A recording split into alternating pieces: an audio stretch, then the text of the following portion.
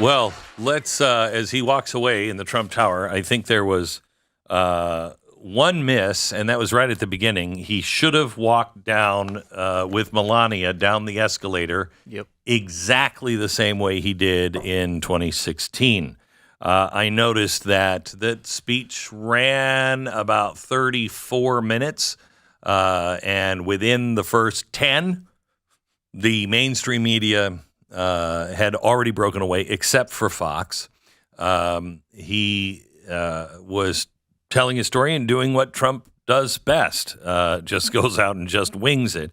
I wish he would have been a little more focused towards the beginning when everybody was watching.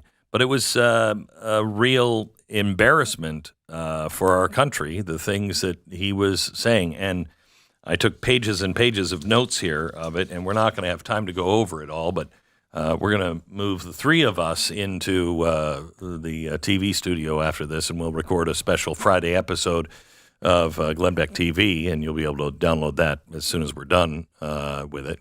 We have Steve Deace coming up next, so we can't do it live. What were your impressions?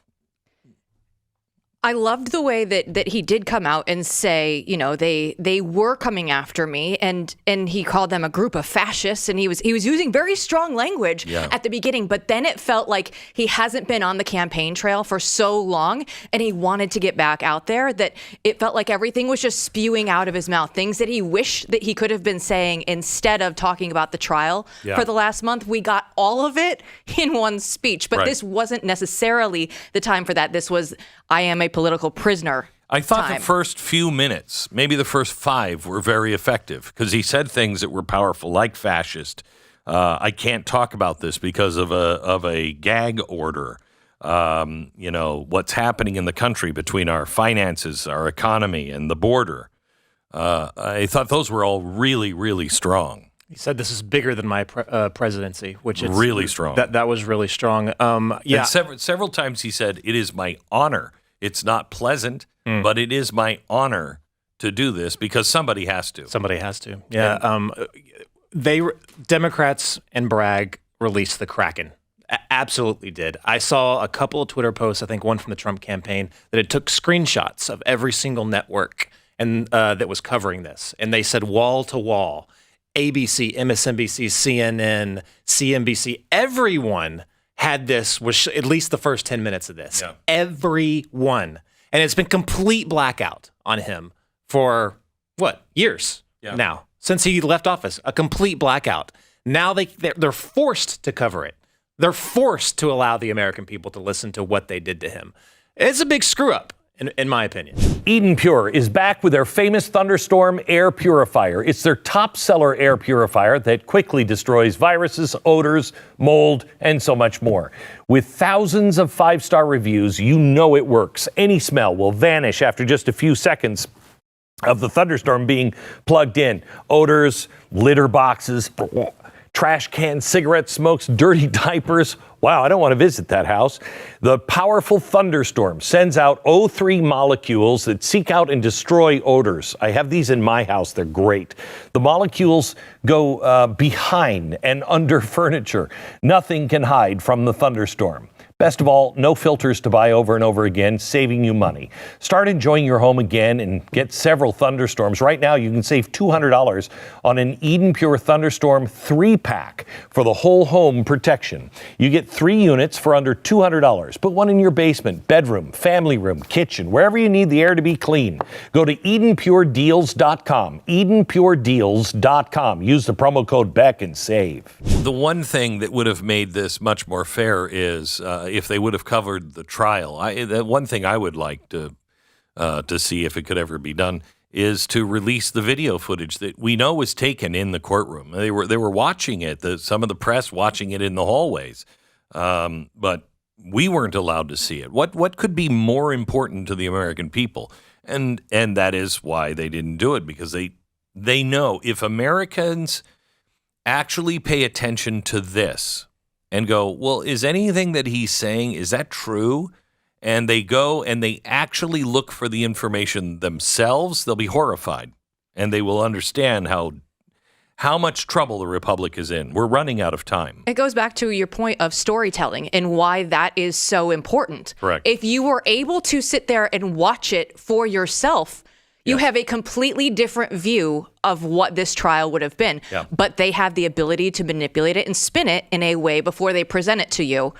And that is a completely different viewing experience. You know, when you're watching somebody with a biased agenda giving you the facts, right, quote unquote facts of the case, you're not going to say, okay, this is exactly from the mouth of the judge, from the mouth of the witnesses, from the mouth of Donald Trump. It's completely different. You know, and I found it interesting that because he just speaks and you can show that, you can see that there was so much for him to say. You know, I had an experience with George Bush towards the end of his presidency, and you know, we were just he was underwater, and you know, he was like, and another thing,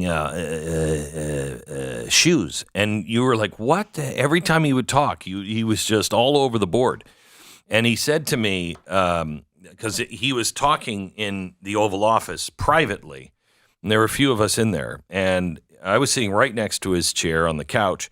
And, man, he was strong and told me what was going on the ground and everything else.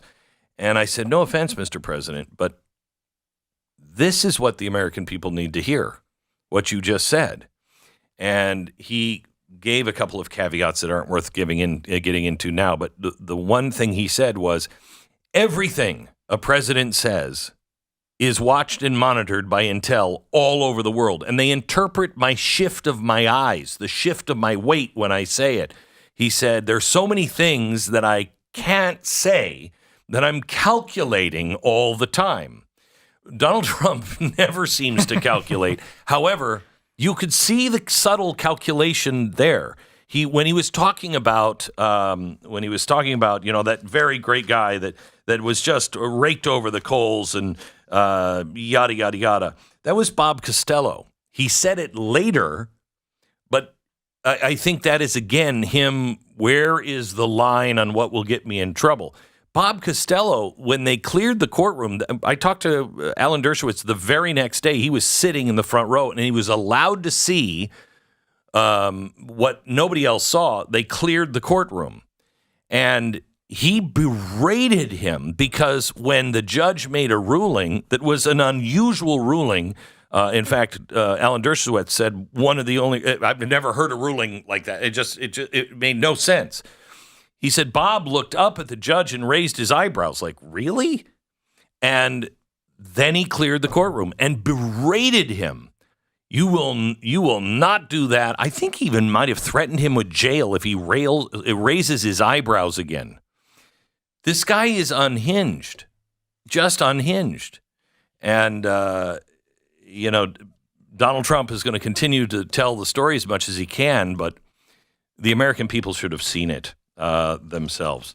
The other things that I think were important that he said, he continued to come back to the border. He continued to talk about the terrorists that are in. He said something I've never heard him say before. You know, 2019, and this was good for me, but they said in 2019, no terrorist entered the country, but I don't believe that to be true. I've never heard him take a compliment and say, I don't believe that. But I agree with him. I don't either. But now we're at the highest level. He also talked about our debt, our dependence on oil. He not only called Biden stupid and the worst president we've ever had, he referred to the president and those who are in the administration as fascists, which I thought was really strong language and appropriate, but shocking to hear. It'll be shocking for many people on the left that don't even know the definition of that word, that have been throwing it around willy-nilly. Yeah.